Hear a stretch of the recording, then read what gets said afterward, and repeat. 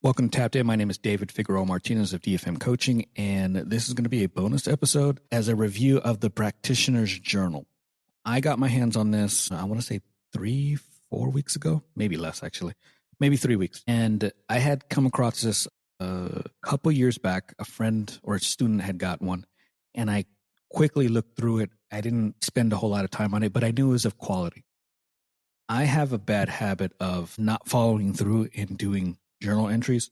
I've had journals in the past. I've had a couple. I've even tried to use like apps that can track the techniques I was learning or teaching, how I was doing in training. And while I find it super beneficial and it improves clarity for me and memory, I'm terrible at following through. So I recently decided to buy this, and I got on Amazon, which is a little more expensive than through the website that he has.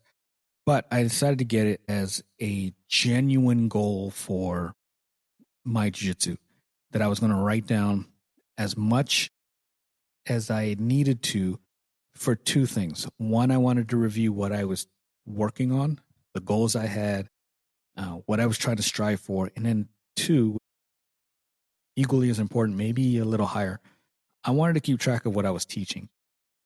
I have a terrible memory.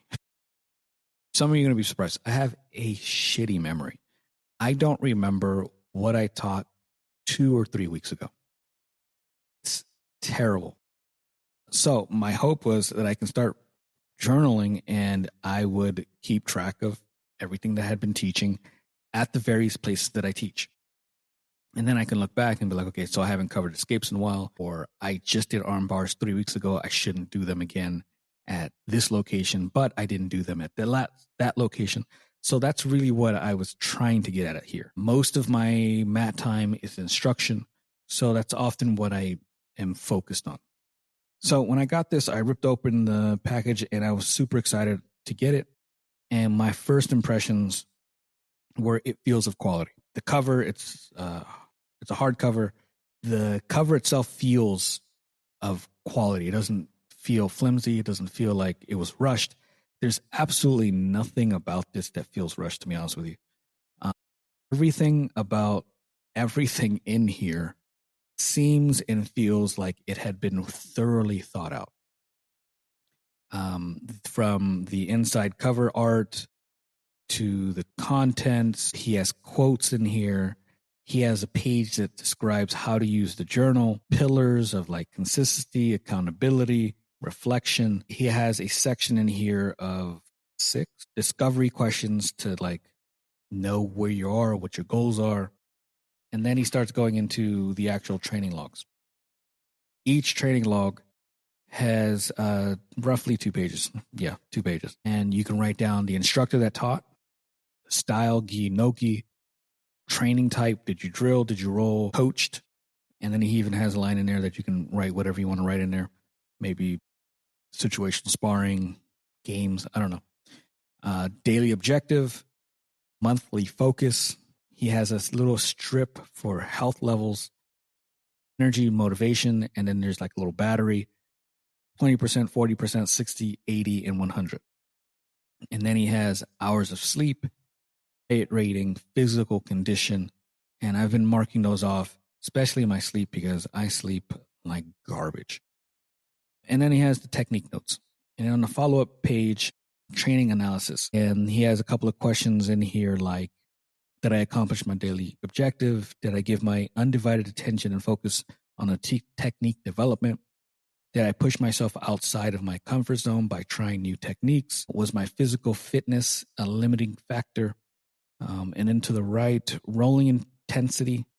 You have 9 and 10 max effort, hard, vigorous, moderate, light.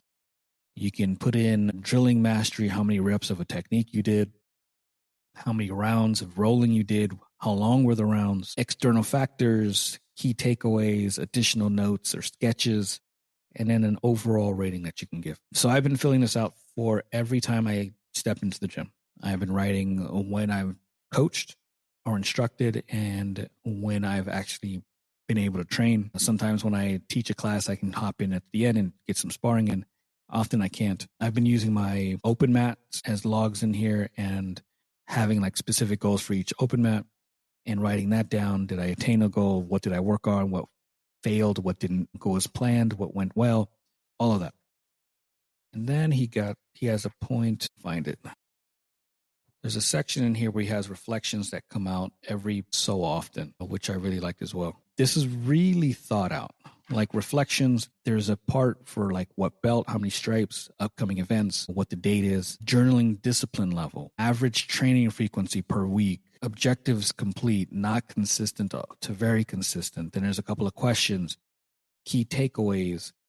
This is just genuinely really thought out. This is probably the best journal that I've come across. And I've come across some really good ones in the past, but not to this effect. This is the type of journal that someone really put time into thinking about and didn't just want it to be another journal. Genuinely there's an artistic feel to it. The pages are durable. They don't get wrinkled. They don't get like, you can write in this right after you got done sparring. That's how much quality there's. The binding, everything about it is beautiful.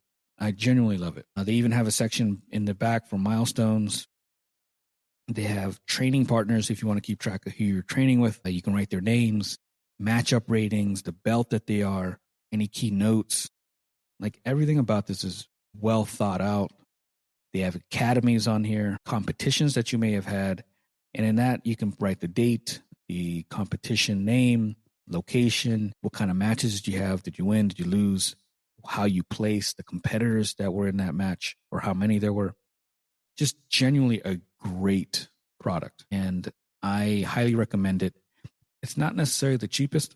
I've had journals in the past that were cheaper in price, but genuinely like you get what you pay for. And this is a solid one. You can throw this into your bag. It's not going to break apart. It's not going to get wrinkly. The pages are durable. The hardcover is excellently made. Everything about this is fantastic. I absolutely love it.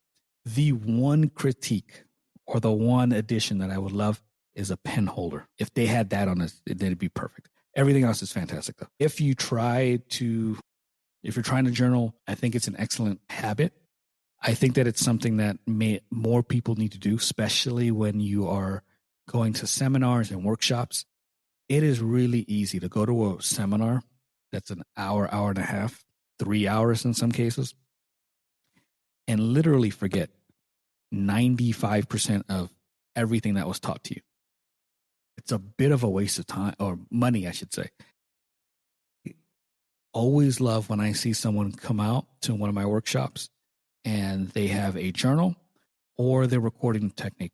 I personally don't have an issue with people recording the technique.